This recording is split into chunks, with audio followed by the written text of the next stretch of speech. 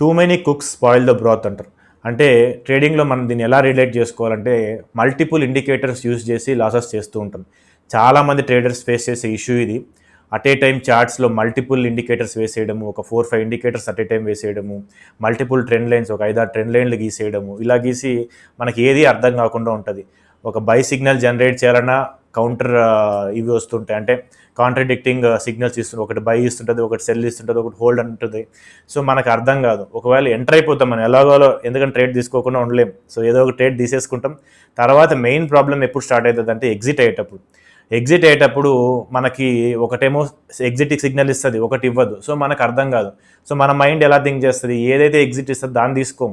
మన క్లాస్లో ఉందనుకోండి, ఏదైతే ఎగ్జిట్ ఇవ్వదో దాన్ని తీసుకుంటాం. అంటే ఇది ఎగ్జిట్ ఇవ్వలేదు కదా, మనం ఇంకా హోల్డ్ చేయొచ్చని.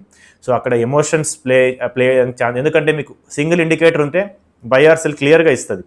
మల్టిపుల్ ఉన్నాయనుకోండి, ఒకటి ఎగ్జిట్ ఇచ్చి మిగిలిన ఇవ్వకపోవచ్చు. సో ఇలా కన్ఫ్యూజ్ చేస్తుంది. అప్పుడు మనకి ఏది అనుకూలంగా ఉందో దాన్ని తీసుకుంటాము, లాస్ అవుతాం. సో ఇలా multiple indicators, multiple trend lines use చేస్తే ఖచ్చితంగా లాస్ అయ్యే ఛాన్స్ ఎక్కువ ఉంటాయి. ఎప్పుడు కానీ మంచి ట్రేడర్స్ ఎప్పుడు 1 or 2 ఇండికేటర్సే వాడతారు. సో ఆ ఇండికేటర్స్లోనే ఇన్డెప్త్ రీసెర్చ్ చేయాలి. ఎందుకంటే ఒక ఇండికేటర్ని తయారు చేయడానికి చాలా ఇయర్స్ పడుతుంది జనరల్గా.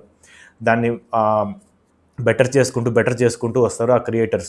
సో మనము ఏదైనా 1 or 2 ఇండికేటర్స్ సెలెక్ట్ చేసుకోవాలి. దాంట్లో ఇన్డెప్త్ రీసెర్చ్ చేయాలంటే ఒక ఆర్ఎస్ఐని అర్థం చేసుకోవాలంటే మనకు చాలా టైం పడుతుంది.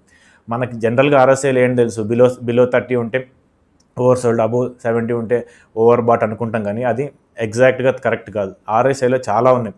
సో మనం ఇన్డెప్త్ రీసెర్చ్ చేసి ఆర్ఎస్ఐ అంటే ఏంటి, ఎప్పుడు వాడాలి, దీన్ని ట్రెండింగ్ మార్కెట్లో వాడాలా, రేంజ్ బౌండ్ మార్కెట్లో వాడాలా, ట్రెండింగ్ మార్కెట్లో ఎలా వాడాలి, రేంజ్ బౌండ్ మార్కెట్లో ఎలా వాడాలి, ఇలా మల్టిపుల్ థింగ్స్ ఉంటాయి ఆర్ఎస్ఐ గురించి. సో ఆర్ఎస్ఐని మనం ఇన్డెప్త్ స్టడీ చేసి, లేదు వేరే ఇండికేటర్ స్టోకాస్టిక్ కానీ, బౌలింజర్ బ్యాండ్స్ కానీ, మూవింగ్ యావరేజెస్ కానీ, ఏదైనా సరే మీరు ఒక ఇండికేటర్ సెలెక్ట్ చేసుకుంటే దాన్ని ఇన్డెప్త్ రీసెర్చ్ చేసి దాంట్లో మనకు ఎంత ఇన్ఫర్మేషన్ ఉంటుందో మొత్తం తెలుసుకొని ట్రేడ్ చేయడం బెటర్. కానీ ఊరికే పైన తెలుసుకొని ఒక 10 ఇండికేటర్ల గురించి తెలుసుకొని 10 ఇండికేటర్లు అప్లై చేసి కన్ఫ్యూజ్ అయ్యి దేనికి మనకి యూస్ కాకుండా ఉంటుంది.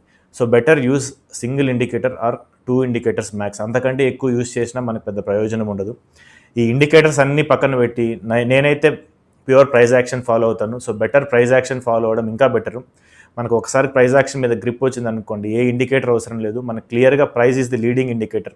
మ్యాక్సిమం ఇండికేటర్స్ లాగింగ్ ఇండికేటర్స్ ఉంటాయి. సో మనం ఇవి కూడా తెలుసుకోవాలి. లీడింగ్ ఇండికేటర్ అంటే ఏంటి, లాగింగ్ ఇండికేటర్ అంటే ఏంటి, ట్రెండ్ ఫాలోయింగ్ ఇండికేటర్స్ ఏవి, రేంజ్ బౌండ్ ఇండికేటర్స్ ఏవి, ఇలా చాలా ఫ్యాక్టర్స్ ఉంటాయి. ఇవన్నీ తెలుసుకొని ట్రేడ్ చేయాలి. లేదు బెటర్ ఏంటంటే మనము ప్రైస్ యాక్షన్ ఫాలో అవ్వడం. Candle sticks and pure price action follow అయితే మనకు చాలా సింపుల్గా ఉంటుంది, చాలా ఎఫెక్టివ్ కూడా ఉంటుంది. సో మల్టిపుల్ ఇండికేటర్స్ యూస్ చేసి కన్ఫ్యూజ్ అవ్వకండి. సింగిల్ ఇండికేటర్ ఆ ప్రైస్ యాక్షన్ ఫాలో అయ్యి ప్రాఫిట్స్ జనరేట్ చేయండి.